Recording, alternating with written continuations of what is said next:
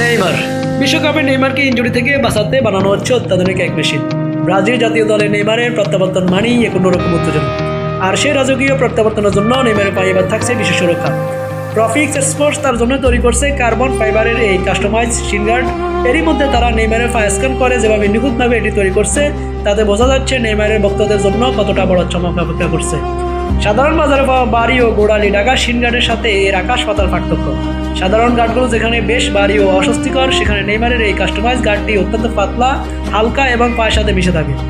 এমন প্রিমিয়াম গার্ডের দাম সাধারণ ধরা ছোঁয়ার বাইরে, যা 1000 টাকার সাধারণ শিন গার্ডের চেয়ে কয়েক গুণ ব্যয়বহুল।